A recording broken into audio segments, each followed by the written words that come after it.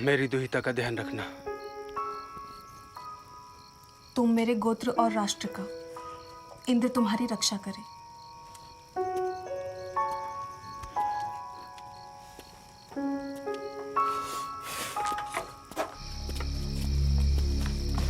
इंद्र हमें विजयी करें।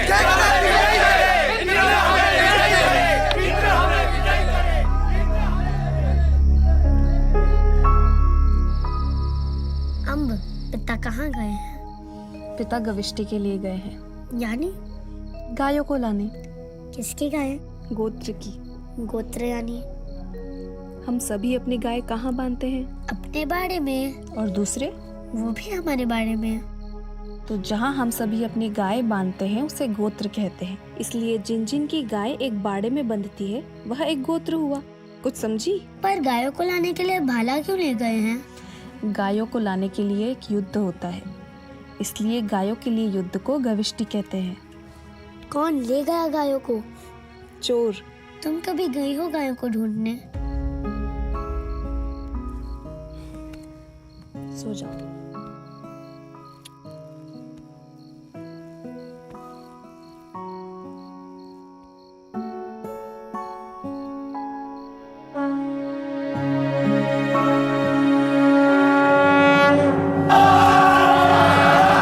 राजा के बिना ही युद्ध करोगे? प्रतीक्षा नहीं करोगे? अम्ब, जब बात मेरी गायों की हो, मेरे गोत्र मेरे ग्राम की हो, मेरे खेत और खलियान की हो, तो मैं ही इंद्र हूँ, मैं ही वरुण हूँ। अपने गोत्र के लिए मरने का अधिकार मेरा है। जा, अपनी गायों को ले आ।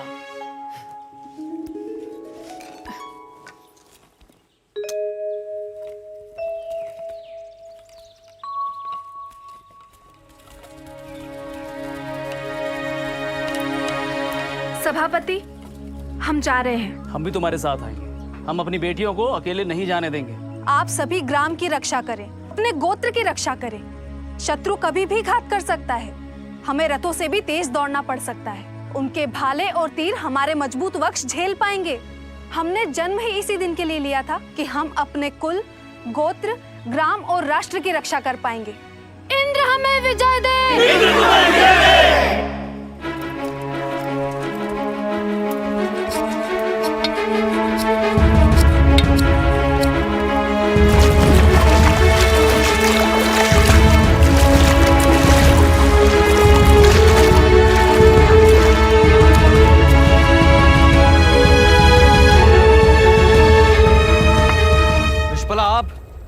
हम सभी गविष्टि के लिए अपना नायक चुने। उसकी क्या जरूरत है विश्पला? पुरखों से हम सभी ने एक कहानी जरूर सुनी होगी। असुर हमेशा युद्ध में देवताओं पर विजय पाते रहे हैं। क्यों? क्योंकि देवताओं के पास नायक नहीं था, किंतु असुरों के पास नायक था। तब सभी देवताओं ने मिलकर अपने लिए एक नायक चुना जो युद्ध में उनका नेतृत्व कर सके, और अंत में देवता विजयी हुए। विश्पला, तुमने रथों की दौड़ जीती है। तुम युद्ध में सारथी भी रही हो। तुम एक योद्धा हो। तुम ही हमारा नेतृत्व करो। क्या आप सभी एकमत हैं? तो गोत्र याद रखें। हम गोचर से भगाई हुई हमारी गायों को खोजने के लिए जा रहे हैं। किसी दूसरे गोत्र और ग्राम को उजाड़ने या उनकी गायों को लूटने नहीं। हम अपने शत्रुओं की पत्नी, बच्चों और बूढ़ों पर आक्रमण नहीं करेंगे, फिर वे चाहे पणी हो, दस्यु हो, अयजवन हो या वेरदेय, जो भी हो। पहले हम में से कोई एक दूत बनकर अपने शत्रुओं से बात करेगा, जैसे शर्मा गई थी इंद्र की दूत बनकर। विश्वला, जो ना हमारे देवताओं की उपासना करते हैं, ना ही पुरोहितों को दक्षिणा देते हैं, ऐसे गंदे और कंजूस पड़ियों से हम बात क्या करें? हाँ, वे भेड़ियां जो बिना लिए कुछ देते नहीं, उधार देकर ब्याज खाते हैं, कड़वा बोलते हैं, यज्ञ का विरोध करते हैं, ऐसे पड़ियों से हम क्यों बात करें? जो वे पणी ना हुए तो हम अपने गोधन के लिए युद्ध करेंगे, इसलिए नहीं कि वे पणी है या दस्यु। दुष्टों को दंड देने का अधिकार ज्येष्ठ का है, राजा का है। हो सकता है ज्येष्ठ हमारी सहायता के लिए पहुंचे, पर तब तक हमारी गायें सरस्वती के पार चली गई तो उन्हें गोत्र गोत्र जाकर ढूंढना कठिन हो जाएगा। प्रजापति हमें विजयी करे, इंद्र हमें विजयी करे, इंद्र हमें विजय करे, इंद्र हमें विजय करे, इंद्र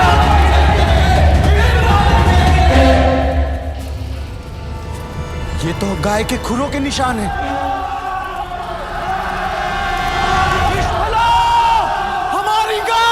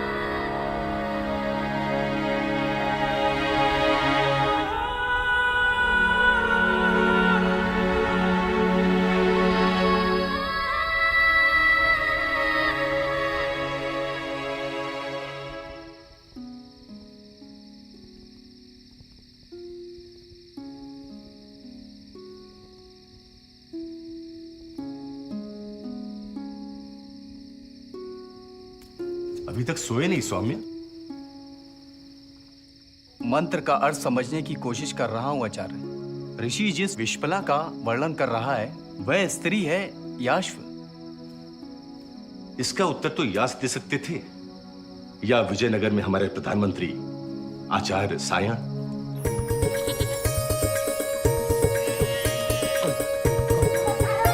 नमस्कारम नमस्कारम। अरे सायण, युद्ध तो था नहीं, फिर तलवार लेकर कहाँ गया था? चरण स्पर्श आचार्य। आयुष्मान भवा। योद्धा हूँ, हमेशा तैयार रहता हूँ। तू तो ज्ञान का योद्धा है, 3 वेदों पर भाष्य लिख चुका है। स्वामी विद्यारण्य को वचन दिया था कि 4 वेदों पर जब तक भाष्य नहीं लिखता तब तक गुरु ऋण से मुक्त नहीं होऊंगा। भाई वाह, तू और माधव विद्यारण्य दोनों भाई एक जैसे हैं। नहीं नहीं आचार्य, मैं कभी माधवाचार्य नहीं हो सकता। मैं स्वामी से छोटा हूँ, ज्ञान में भी और पराक्रम में भी। सौभाग्यशाली है विजयनगर की प्रजा, जो उसे पहला प्रधानमंत्री माधव विद्यारण्य जैसा सन्यासी मिला, और दूसरा प्रधानमंत्री वेदों का भाष्यकार और योद्धा सायणाचार्य मिला। ये बता, क्या ढूंढा? ये पांडुलिपियां? हाँ आचार्य। अरे तो भले आदमी, कोई जरूरी है कि प्रधानमंत्री ही सारा बोझा ढोए? सैनिकों को भी तो बोझा दिया जा सकता था। ज्ञान बोझा नहीं है आचार्य, यही तो मेरा आभूषण है, ये तो मैं ही उठाऊंगा। वाह, सीने पर शास्त्र और कमर में शस्त्र। तेरा नाम तो शस्त्र सायण होना चाहिए, परशुराम की तरह। मेरे सिर पर हाथ रखिए आचार्य। सदैव प्रसन्न रहे, सदैव प्रसन्न रहे। प्रश्न? हाँ आचार्य। गुरु आज्ञा ली है? हाँ आचार्य। गुरु ने आपको प्रणाम कहा है। श्री गुरुभ्यो नमः। पूछो। विश्पला कौन है? परीक्षा ले रहे हो? परीक्षा दे रहा हूं आचार्य। मेरी अल्प बुद्धि में विश्पला स्त्री योद्धा है जिसने खेला युद्ध में अपना पैर खोया।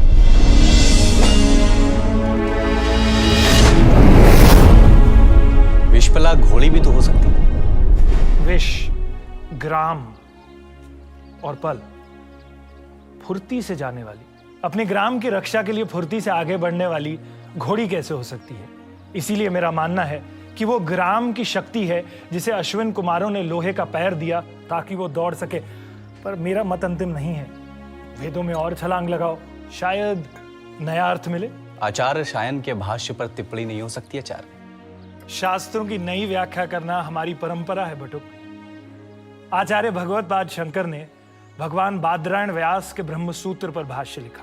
महर्षि पतंजलि ने अष्टाध्यायी पर, श्वेत केतु, भरत मुनि, कौटिल्य, वात्स्यायन, सभी ने तो प्राचीन शास्त्रों की नई व्याख्या की है।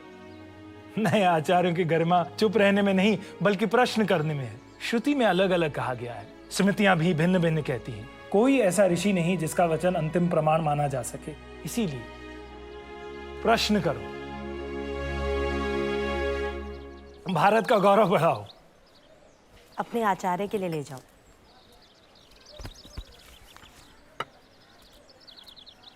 ब्रह्मचारी, आशीर्वाद। अन्नदाता सुखी भव। आपको भी ब्रह्मचारियों से संवाद बढ़ाने में आनंद आता है। आप चाहते तो ब्रह्मचारी को वेदों में छलांग लगाने के लिए नहीं कहते, हाथ पकड़कर पार करा देते। ये बटुक वेदों में छलांग लगाएगा। मैं चाहता हूं ऐसे ब्रह्मचारी बार बार आए। इन्हीं से तो मैं हर बार कुछ नया सीखते और दोहराते रहता हूँ। विजयनगर में कोई आचार्य मुझे शिष्य नहीं बनाता, गुरु दक्षिणा लेता नहीं, तो मैं इसी बहाने इन बटकों के आचार्यों के लिए दक्षिणा देते रहता हूँ। मुझे संतोष मिलता है कि मैं अपने धन का सही उपयोग कर रहा हूँ। बटकों के लिए दरवाजे हमेशा खुले रखो, ज्ञान इन्हीं के साथ घर में आता है। इसीलिए तो मैंने घोषणा करवा रखी है कि विद्यार्थी प्रश्न लेकर मेरे पास किसी भी समय आ सकता है। विजयनगर साम्राज्य में एक बात और प्रसिद्ध है स्वामी, कि सायण पेड़ है जो हमेशा ब्रह्मचारियों को फल देता है। सायण खेत है जो हमेशा ब्रह्मचारियों को अन्न देता है। ब्रह्मचारियों के लिए सायण कामधेनु और कल्पवृक्ष है। मैं तो भगवान बादरायण व्यास और आचार्य भगवत पाद शंकर का ऋण चुका रहा हूं।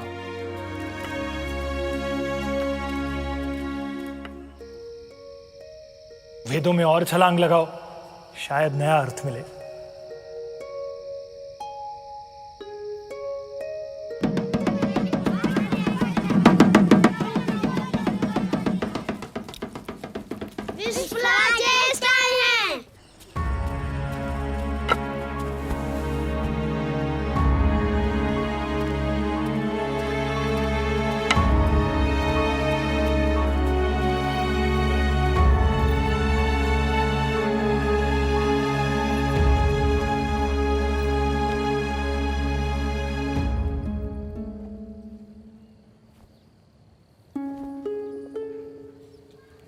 मैंने तुम्हारी वीरता की कहानी सुनी।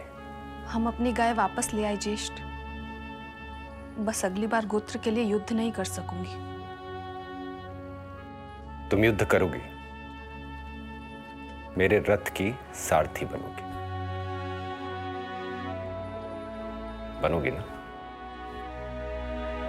अश्विन कुमार आ रहे हैं, वे तुम्हें लोहे का पैर देंगे। तब तो मैं लोहे के पैर से शत्रुओं का सिर को चल दूंगी। अश्विन कुमारों ने उसे लोहे का पैर दिया ताकि वह दौड़ती रह सके। गणानां त्वगणपति गुं हवामहे कविं कवीनामुपमश्रवस्तमं। समिति और सभा, प्रजापति की दोनों पुत्रियां मेरी सहायता करें। जिनसे भी मेरी भेंट हो मुझे सहयोग करें। हे पितृगण, मैं और यहाँ एकत्रित सभी सहमति के शब्द बोले।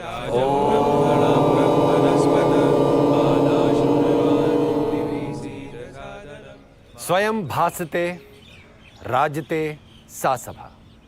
वह संघ जिसमें लोग आभा से भरे हों, वह सभा है। ऐसी सभा मुझे शुभकामना दे। सभा और समिति प्रजापति की 2 पुत्रियां हैं और उन्हीं के द्वारा प्रजापति ने हमें एक शासन व्यवस्था दी जिसमें राजा भी प्रजा के अधीन है। यह व्यवस्था है गण यानी गिनना, चुनना और गिनना। इसीलिए गोत्र का, गांव का हर परिवार अपना पति यानी गृहपति चुनता है।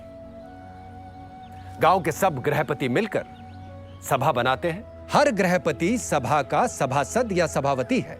सभी सभासद और सभावती मिलकर सभापति का चुनाव करते हैं।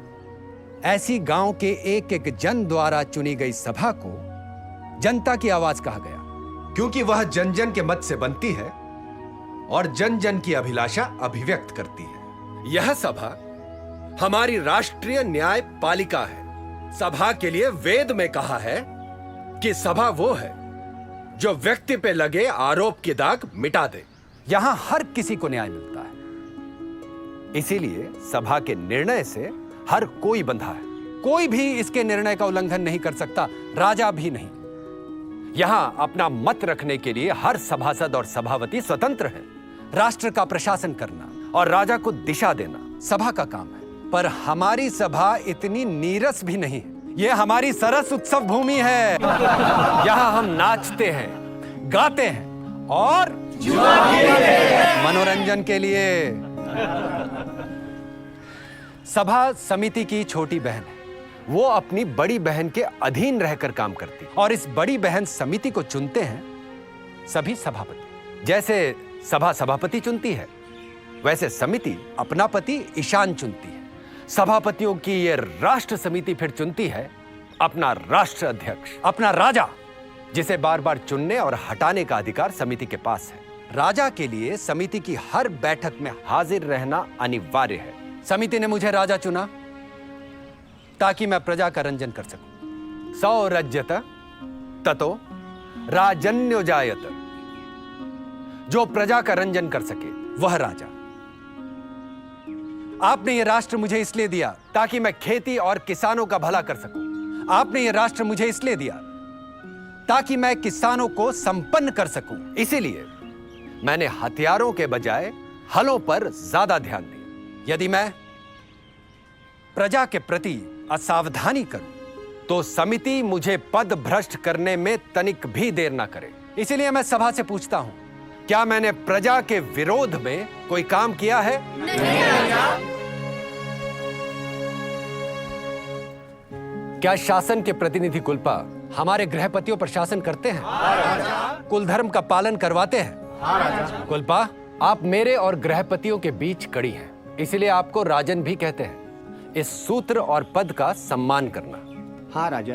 व्राजपति, क्या मेरे प्रतिनिधि व्राजपति आपके कुलों की संपत्ति की रक्षा करते हैं? ग्रामणी, क्या कुलपा और व्राजपति आपके मार्गदर्शन में काम करते हैं? हाँ राजा। ग्रामणी, आपको मनु भी कहते हैं क्योंकि आपसे ये उम्मीद की जाती है कि आप ग्रामवासियों से पिता की तरह व्यवहार करें। हाँ राजा। बूढ़े पिता की तरह किचकिच तो नहीं करते। सभापति, क्या ग्रामवासी, गृहपति, कुलपा, व्राजपति, ग्रामणी आपके संरक्षण में हैं? हाँ राजा। सभावती, हाँ राजा। क्या ग्राम में कन्याओं का उपनयन होता है? हाँ राजा। क्या वे शस्त्र और शास्त्र का अभ्यास करती है? हाँ राजा। क्या परिवार में पत्नी सम्राज्ञी है? अधिकतर परिवारों में तो महिलाओं का ही शासन चलता है राजा। क्या स्त्रियों को न्याय मिलता है? हाँ राजा। सभा, कभी कभी मैं सोचता हूं कि प्रजापति ने सभा और समिति को अपनी बेटियां क्यों कहा। शायद इसलिए कि जहां बेटियों की नहीं सुनी जाती वो राष्ट्र उत्कर्ष नहीं कर सकता। जहां बेटियों के साथ अन्याय होता है उस राष्ट्र को कभी सम्मान नहीं मिल सकता। जहां बेटियों का अपमान किया जाता है वहां देवता भी आहुति ग्रहण नहीं करते।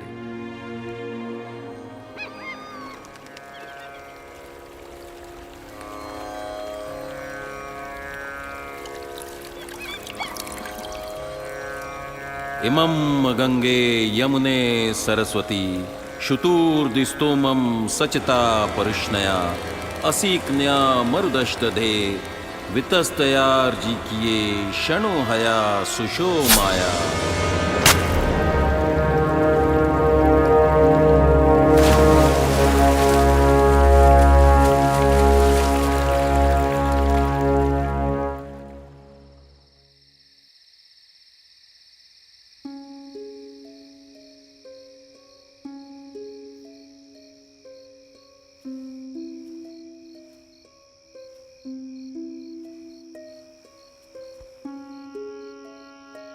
आज भी दूत अच्छी सूचनाएं नहीं लाए। पहले विश्पला के गोत्र के वराजपति और फिर कुल्पा की हत्या। आज सूचना आई है कि गोधन चुराने के आरोप में हमारे एक गोत्र पर दूसरे गोत्र ने आक्रमण कर दिया। कहीं आपको युद्ध के लिए उकसाया तो नहीं जा रहा? मैं दशराज युद्ध जैसे युद्ध की आहट सुन रहा हूं। कविष्टि के नाम पर युद्ध के लिए उत्सुक है ग्राम, गण और राज्य। चारों ओर युद्ध के बादल गरज रहे हैं। आप परिषद से सलाह लें और निर्णय वही करें जिसमें राष्ट्र का उत्कर्ष हो। समिति के सदस्य विषय, मेरे स्वरों की कड़वाहट के लिए मुझे क्षमा करें, पर कड़वा सच यही है, जब से आर्य सुबल को समिति ने अपना राजा चुना है, तब से हमारे भालों की धार भोतरी हो रही है, तब से हमारे तीर तर्कस में ही पड़े हैं, तब से हमने एक भी युद्ध नहीं किया। दस्युओं ने विश्पला के पैर काट दिए, पर हमने दस्युओं के विरुद्ध युद्ध की घोषणा नहीं की। राजपति और कुलुपा के शत्रुओं ने हत्या कर दी, पर हमने युद्ध का आह्वान नहीं किया। हमारे गोत्र पर आक्रमण हो रहे हैं, पर हम युद्ध के लिए उत्सुक नहीं दिखाई दे रहे हैं। स्वर्ग में सुदास हम पर हंस रहे होंगे, जिन्होंने 10 राजाओं के साथ अकेले ही युद्ध किया था। हमारे पुरखों ने समिति को शाश्वत कहा, अमर कहा, और यदि हम ऐसे ही युद्ध से विमुख रहेंगे तो कोई समिति अमर नहीं रहेगी। विषा बिहुल, पुरखों ने समिति की परंपरा को अमर कहा है, व्यक्ति को नहीं। विषा बिहुल को समिति में अपनी बात रखने का अधिकार है। परंपराएं भी नहीं रहेंगी जो उनकी सुरक्षा के लिए युद्ध की तैयारी न रहे। क्यों जन अश्वमेध यज्ञ को भूल रहा है? विदत नाम की हमारी प्राचीन संस्था भी समाप्त हो रही है। क्या मैं समिति को ये याद दिलाऊं कि विदत में युद्ध में जीते गए गोधन, अश्वधन, पशुधन, हिरण्य, मणिमुक्ता और दास दासियों का बंटवारा होता था। हमारी स्त्रियां विदत में शामिल होती थीं और पराक्रम से पाए गए धन को पाकर प्रसन्न होती थी। पर जब से आर्य सुबल हमारे राजा हुए हैं, एक बार भी विदत का आयोजन नहीं हुआ। मैं समिति का आह्वान कर रहा हूं, राष्ट्र को चलाने के लिए ही अश्वमेध का आयोजन करें। हम सिर्फ अपनी गायों को ढूंढने के लिए गविष्टि की प्रतीक्षा न करें, बल्कि पणियों के, दस्युओं के ग्रामों को लूटे, उनका पशुधन और स्वर्ण जीते, उनके वस्त्र, उनके रथ, उनका अन्न जीते। युद्ध में पणियों को पराजित कर उनसे नियमित उपहार लें, उन्हें हमारे क्षेत्र में शामिल करें, ताकि हम उनके धन का उपभोग कर सकें। समिति के पति ईशान को मैं सावधान कर रहा हूं। इतिहास है कि परुष्णी के तट पर सुदास ने 10 राजाओं को पराजित किया था। यदि हम सरस्वती के तट को सुरक्षित रखना चाहते हैं तो हमें युद्ध के लिए आगे बढ़ना होगा, वरना हमारी गायों के लिए दस्यु हमारी ओर आ ही रहे हैं।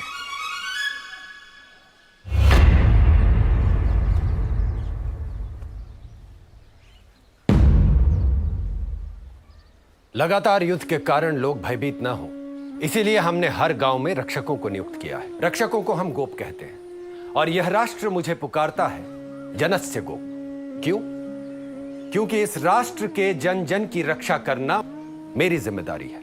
मैं हूं जन जन का गोप। हर गांव में, गोत्र में लोगों की रक्षा के लिए दिन रात जाग रहे गोपों का मुखिया। मैं इस राष्ट्र का प्रधान गोप। आपने मुझे प्रधान गोप बनाया ताकि मैं अपने जन की रक्षा कर सकूं, इसलिए नहीं कि मैं अपने जन धन का उपभोग करूं। मैं अपने जन, अपने गांव, अपने गोत्र, अपने गण की रक्षा के लिए युद्ध के लिए तैयार हूं, पर दूसरों के धन का, उनकी गायों का, उनकी स्त्रियों का, उनकी संपत्ति का, उनके स्वर्ण, उनके हिरण्य का, उनके हलों, उनके रथों का, उनके बैलों, उनके बीजों का, उनके अन्न और खेती के साधनों का अपहरण करने के लिए तैयार नहीं हूं। मैं उस अश्वमेध के लिए तैयार हूं जो राष्ट्र को सुशासन दे। मैं अन्न और जल के लिए वाजपेयी यज्ञ करने के लिए तैयार हूं, पर साथ ही नदियों का पानी खेतों तक पहुंचाने के लिए श्रम का यज्ञ भी करूंगा। हम गांव-गांव में कुएं खुदवाएं, जलाशय बनवाएं, ताकि हमारे खेत और खलिहान प्यासे न रहें। क्यों कहा था हमारे पूर्वजों ने कि जो अकेला भोजन करता है वो पाप खाता है। इसीलिए कि जिसके पास अन्न नहीं उसे अन्न देना भी यज्ञ है। क्यों हम दूसरे के धन पर दृष्टि डालें? दूसरों का अनाज लूटने के बजाय हम अपनी भूमि को सींचे। जैसे 24 बैलों से खींचे जाने वाले हल से, सीर से हमारे पुरखों ने धरती पर फसल लहलाई थी। पड़ियों की गाय लूटने के बजाय हम गोपालन और पशुपालन करें, उनकी वृद्धि कर समृद्धि पाएं। पुरखों से मैंने सुना था कि महाराज मनु ने अन्न और जमा संपत्ति के 10वें भाग और स्वर्ण और पशुधन के 50वें भाग देने की शर्त पे प्रजापालन का उत्तरदायित्व स्वीकार किया था। आचार्य ये कह रहा है कि पहला राजा मनु था और ये कह रहा है कि पहला राजा पृथु था। तो मनु से पहले कौन था और कर कितना था? उत्पन्न का छठा हिस्सा या 10वां? कहीं बैठकर पानी पिए? हाँ। चलो। प्राचीन काल में न राजा था न दंड। लोग धर्म का पालन कर एक दूसरे की रक्षा करते थे, लेकिन धीरे धीरे मूल्यों का पतन हुआ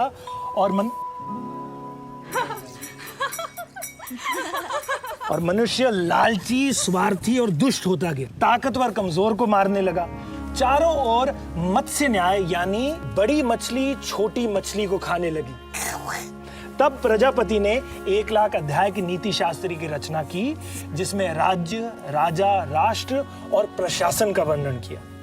इसके बाद प्रजापति ने विराज को पहला राजा बनाया। वो वेन का पुत्र पृथु था, जिसके समय में राजा शब्द पहली बार अस्तित्व में आया। ये कथा महाभारत में भीष्म ने धर्मराज युधिष्ठिर से कही। तो फिर मनु कहाँ से आया? ऐसी ही एक और कथा महाभारत में आती है, जब मत्स्य न्याय के कारण अराजकता फैलने लगी। राजा के बिना लोग एक दूसरे पर आक्रमण करने लगे। तब लोगों को राजा और राज्य की आवश्यकता महसूस हुई। उन्होंने शांति से रहने का प्रण लिया और सभी प्रजापति के पास गए और उन्हें एक राजा नियुक्त करने को कहा जो अराजकता समाप्त कर सके। प्रजापति ने मनु को उनका राजा नियुक्त किया, पर मनु ने राजा की जिम्मेदारी लेने से मना कर दिया। लेकिन बहुत मनाने और अपनी संपत्ति का 10वां हिस्सा और अपने पशुधन का 50वां हिस्सा देने का वचन देने पर मनु मान गए। अब समझ में आया कि करना मिलने पर राजा क्यों रूठ जाते थे।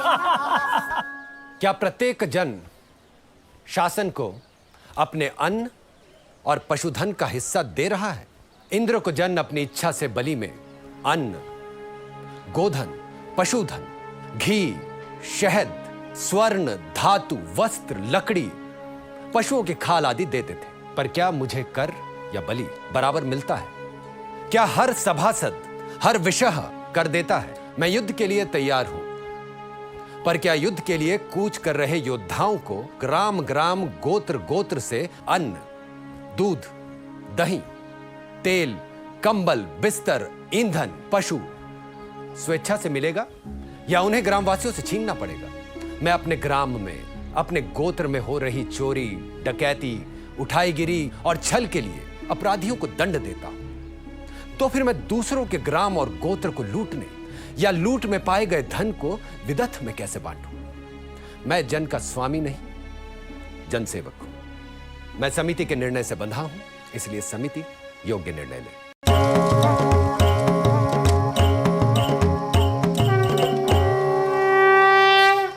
समिति से सलाह कर ज्येष्ठ सुबल ने पुरानी सभा और समिति के विसर्जन और नई के चुनाव की घोषणा की है। इसलिए जन नया गृहपति और सभापति चुने।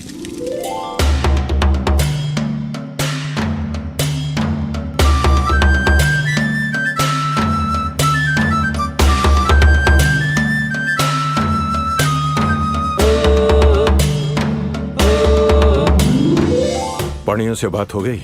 हाँ, कुसीद पर वो स्वर्ण देने को तैयार है। चाहो तो सिंधु के बैल भी दे सकते हैं पड़ी। स्वर्ण दिखाई नहीं देगा, बैल और गायें दिखाई देंगी। क्या तुम्हें विश्वास है कि समिति तुम्हें ही राजा घोषित करेगी? गोधन की जगह स्वर्ण लुटाकर देखता हूँ। उपहार किसे नहीं अच्छा लगता। देवता भी बलि पाकर प्रसन्न होते हैं। उपहार या घूस? बलि। समिति ने अपना पति ईशान चुन लिया है।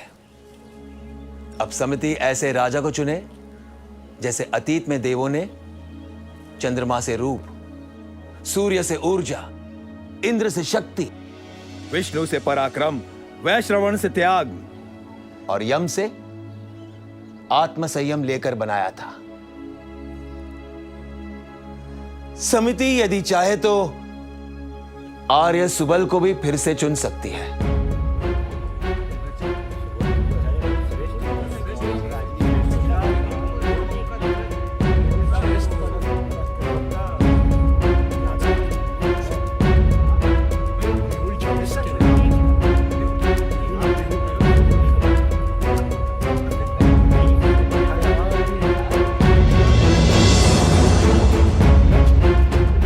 समिति ने आर्य बिहुल को नया राजा नियुक्त किया है।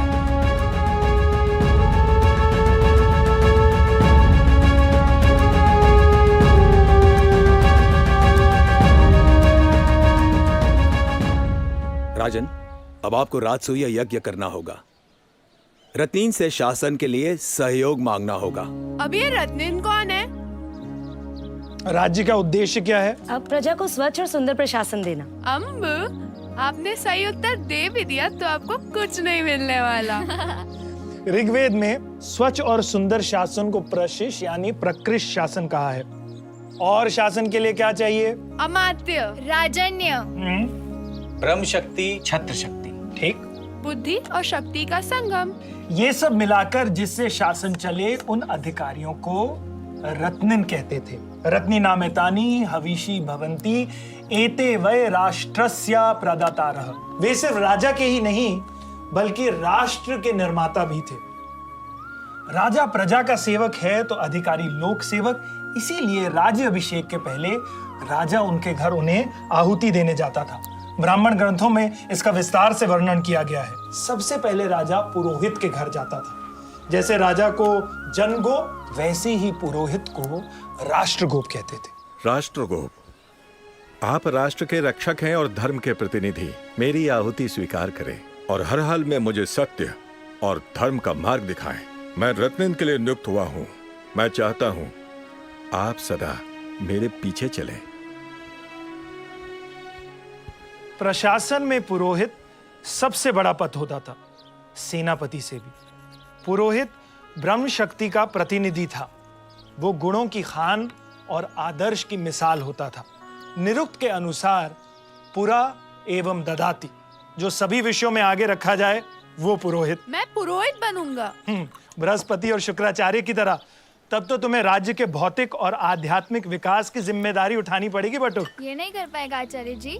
नहीं, मैं राजा को आगे बढ़ाऊंगा। पुरोहित के बाद? पुरोहित के बाद नियुक्त राजा सेनानी या सेनापति के पास जाता था। उसके बाद राजमहिषी। राजमहिषी क्यों? क्योंकि स्त्री के बिना पुरुष अधूरा है। राजमहिषी के बिना राजा।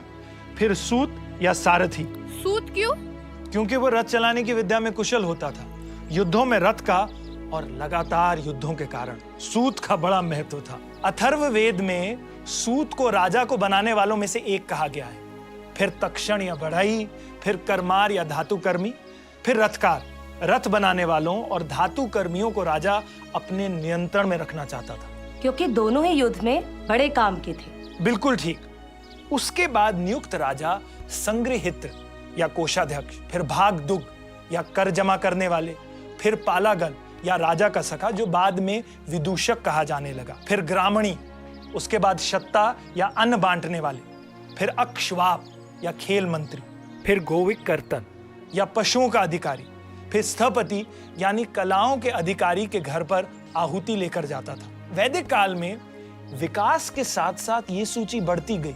बाद से नहीं संहिता में हस्तपा यानी गजपति, अश्वपा यानी अश्वपति, प्रश्न विभाग यानी न्यायाधीश, वनपा यानी वन का अधिकारी, दावपा यानी वन में लगी आग को बुझाने वाले विभाग का अधिकारी आदि भी रत्निन या लोक सेवक हैं। आचार्य क्या वैदिक प्रशासन में विभागीय अध्यक्ष थे? ऐसा लगता है कि कुछ विभागों के अध्यक्ष थे। ऋग्वेद में न्याय विभाग के अध्यक्ष का उल्लेख मिलता है और ऐत्रीय ब्राह्मण में सचिव का भी। रत्निन को आहुति देने के बाद क्या होता था स्वामी? फिर नियुक्त राजा का राष्ट्र की नदियों के पवित्र जल से अभिषेक होता है।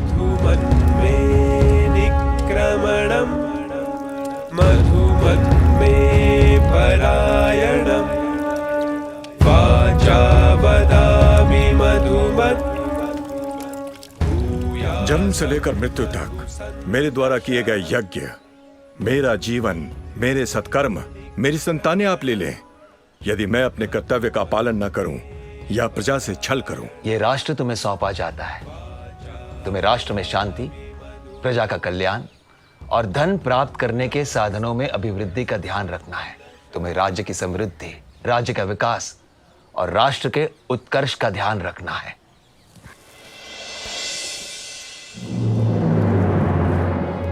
अपने लोक सेवकों को शक्ति और ऊर्जा दो। वे राष्ट्र को शक्ति और ऊर्जा देंगे। आज से तुम राष्ट्र के लोक सेवकों में शामिल हुए और उनमें तुम्हारा स्थान पहला होगा।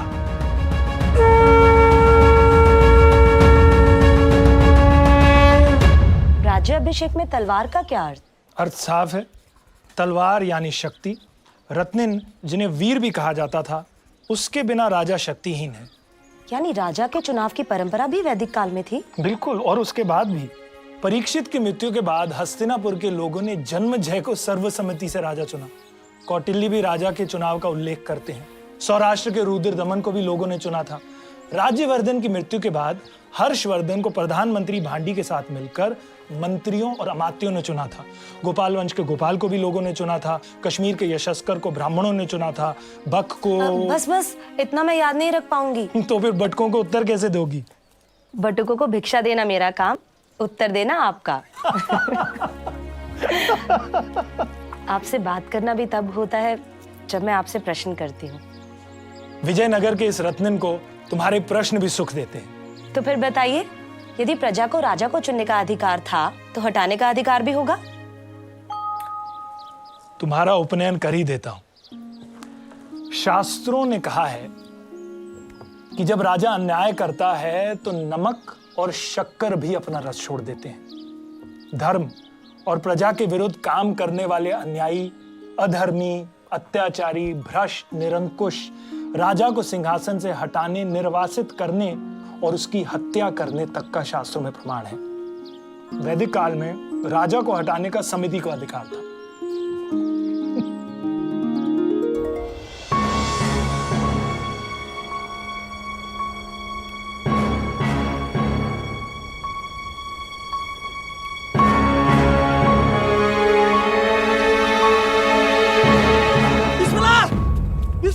बिस्मिल्लाह, ग्राम में भाग दुख कर लेने आए हैं। कोई भी ग्राम्य उन्हें कर नहीं देगा। सभी योद्धाओं को जमा करो। हम राजा को तब तक कर नहीं देंगे जब तक हमें न्याय नहीं मिलता।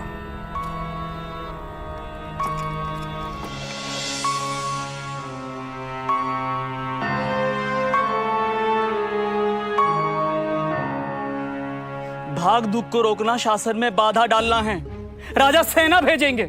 भाग दो, राजा का भाग ही तो मांग रहे हैं। विश्पला, ये क्या मूर्खता है? मैं तुझे इसी समय सभा में उपस्थित होने का आदेश देता हूँ। मैं सभा के आदेश का उल्लंघन नहीं करूंगी, पर राजा का भाग लेने आए भागदो ग्राम में नहीं आएंगे, फिर चाहे मुझे राजा उनके विरुद्ध जाने का दंड ही क्यों न दे।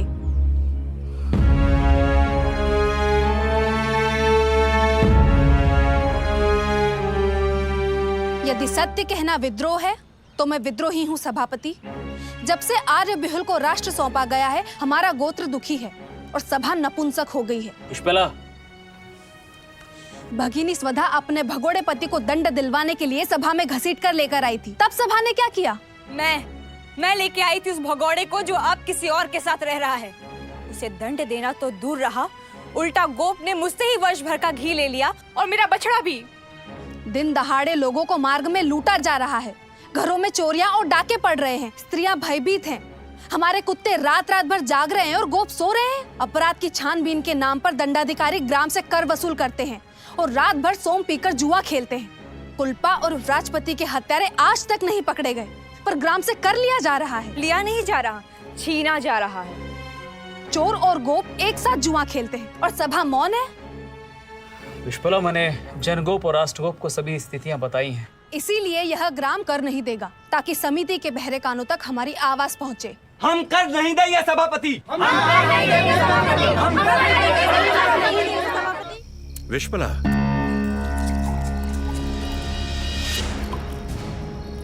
सेनापति से कहो और सेना की एक टुकड़ी साथ ले जाओ, उसे उठा कर ले आओ।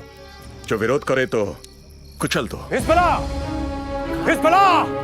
अरे यहाँ भी नहीं है। हर घर में ढूंढो।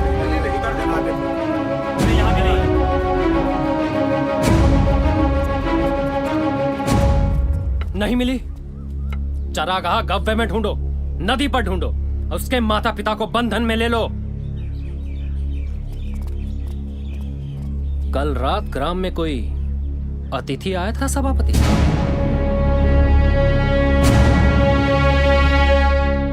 राष्ट्रगोप। राजपुरोहित?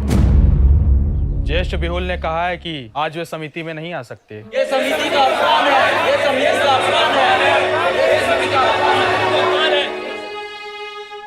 दूत, ज्येष्ठ से कहना, समिति की हर बैठक में राजा का उपस्थित रहना अनिवार्य है। ये समिति राष्ट्र और राजा का संचालन करती है, राजा समिति का नहीं।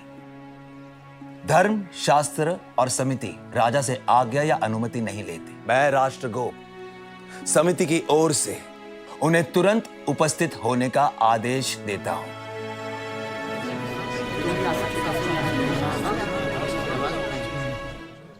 मैं जन में फैल रहे असंतोष से परिचित हूं, इसलिए आज समिति को कठोर निर्णय करना है।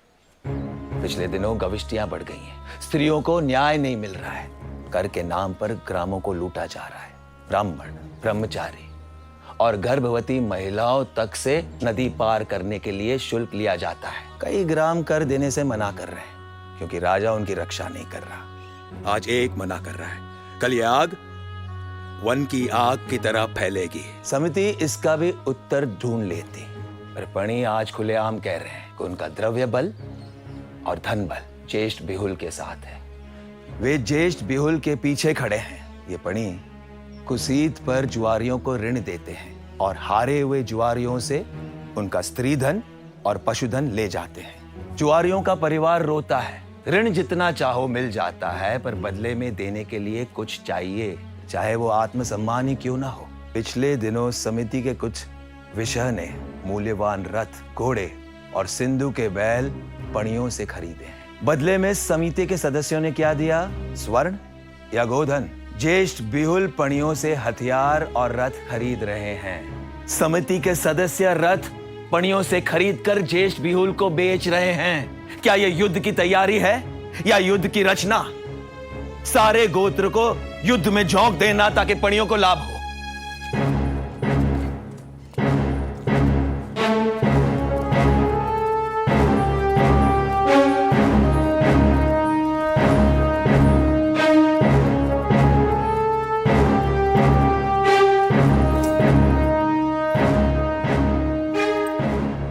राष्ट्रगोप, आप एक बात समझ लें, मैं इंद्र हूं, मैं ही धर्म हूं, मुझ पर किसी का शासन नहीं चलता।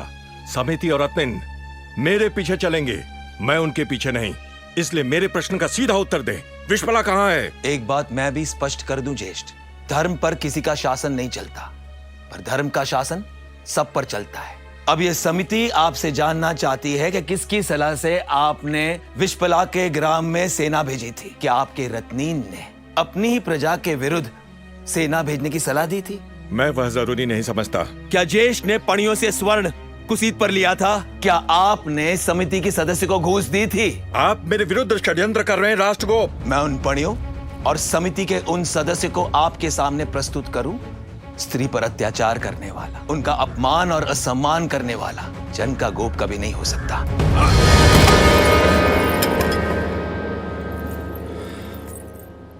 विश्वला से मिलेंगे। विश्वला!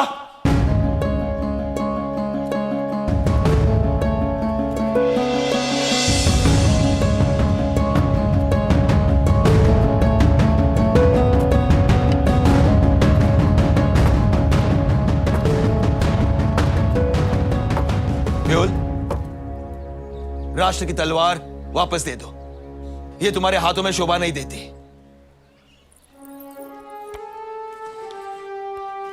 समिति बताएं, समिति की प्रतिष्ठा और पवित्रता को कलंकित करने वाले को क्या दंड दिया जाए? सेनानी, मैं तुम्हें आदेश देता हूं।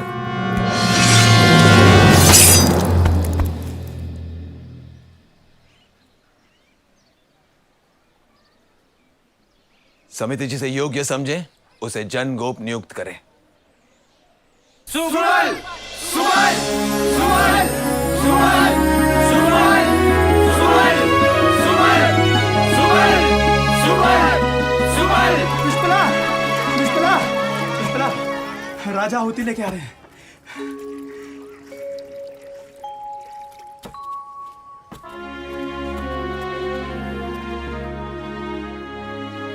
मेरी रत्निन बनो, ताकि कई विश्पलाएं खेला के युद्ध में रथों की दौड़ में भाग लें और राष्ट्र की मंत्री बने।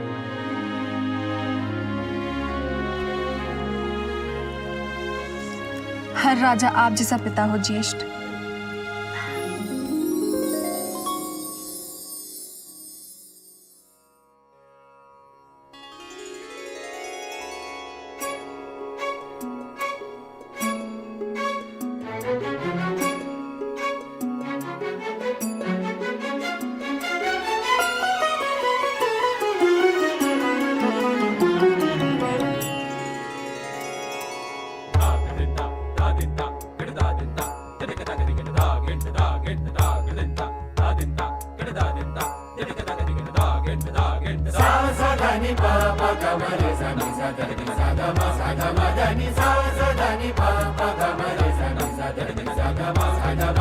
Sa